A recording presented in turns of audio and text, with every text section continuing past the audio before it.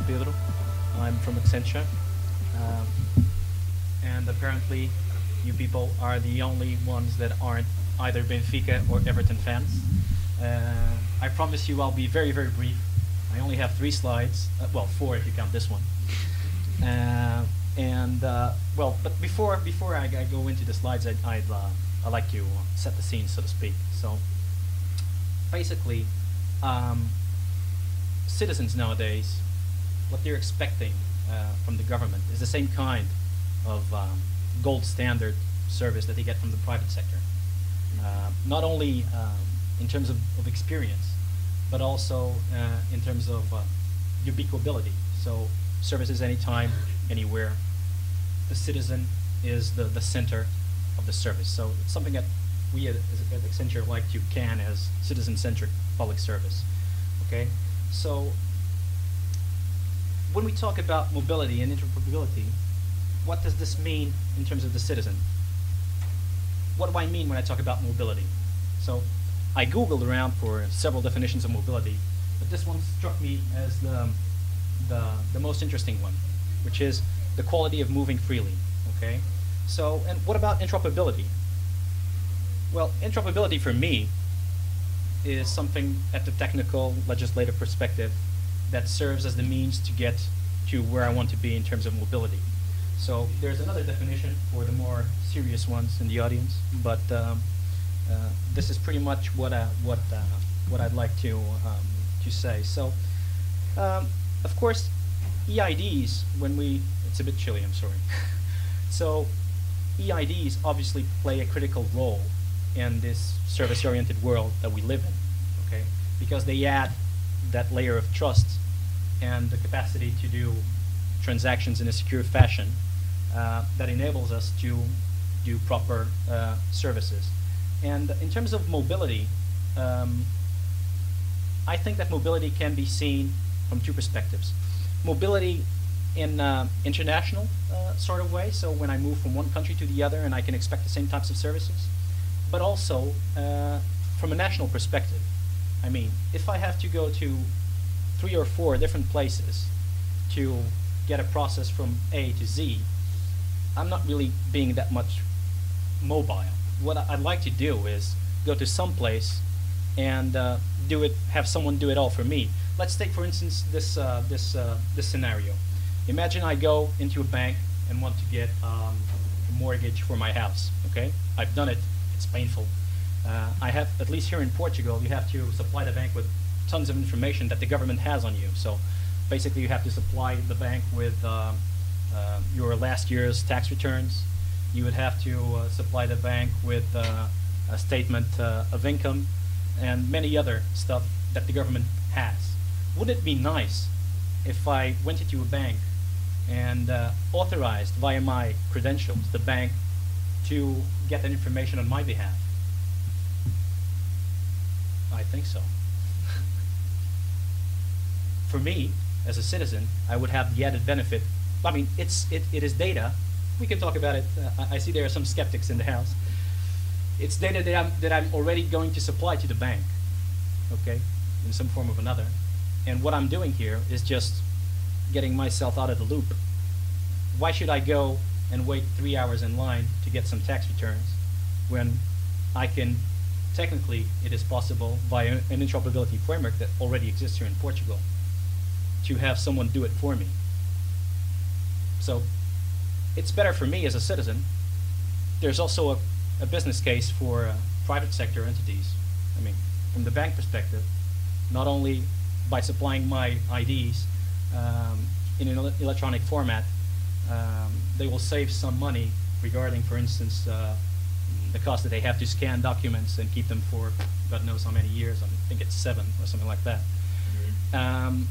But also, they can provide their services quicker to clients. I mean, you could have credit scoring at that point. So you wouldn't need to wait to get your mortgage approved or something like that. This is just an example.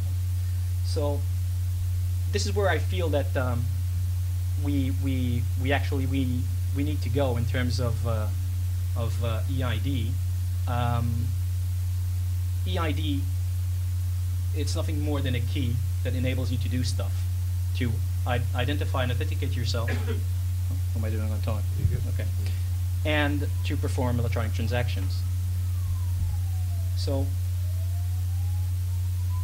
in terms of trends, what are we witnessing? I mean, we're now slowly moving out of theoretical space and taking baby steps towards functioning applications. I mean, Stork, we're pretty excited with Stork, and we're eagerly awaiting on seeing where it's going to go and what lessons can be learned from it.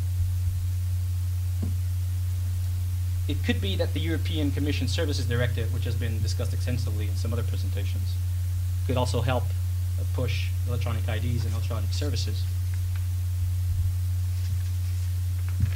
And from an international perspective, the creation of interoperability frameworks would enable us to do public-to-public interactions, public-to-private interactions, which would ultimately benefit the citizen, the public services, and private sector companies. So it has to be said that in terms of services, as André Vasconcelos pointed out in his presentation, we do have the chicken or egg dilemma. What do? I mean, we won't create services if we don't have the technology for it, but who's going to invest in the technology if there's not a business case to be had? So Portugal solved that problem by footing the bill. The government foot the bill and said, okay, we're going to build it, and hopefully we pray that you guys are going to adopt it later. From our perspective, we have yet to see the private sector reap the benefits of what's been presented to them. There's a whole bunch of stuff that could be done that I think that it really hasn't begun yet. So in terms of challenges, I would argue that technology isn't really a factor, but I would like to get your inputs on this question afterwards. I think that from what I've seen today, from all the presentations, I mean, we have the technology. We can build them. It's like that $6 Million Man intro, if you remember the TV series from the 70s. It's just a matter of sorting things out on the other fronts. So, namely, legal and regulatory frameworks need some tweaks. I know that, for instance, from a bank's perspective, the way that that a citizen can open an account at a bank, that process is pretty much regulated on what the national regulating body has to say about it. And right now we're seeing a rift between what the law says that in terms of citizen identification. So Portuguese law says, for instance, that my citizen card is my proof of identity. But for a bank, what they really care is what's written on the regulatory body of the Banco de Portugal, which is our regulatory body for banking. So some things need to mature. They're not quite there yet. And should the government consider specific legislation or incentives for services pioneers that will help drive this service framework and help it achieve critical mass? I don't know. This is a question I also leave for you guys to think. And basically, technology is sorted. So what we really need is more lawyers and consultants, and and that should help solve things. So with that, I finish my talk, and the panel is now open for your questions. Thank you very much.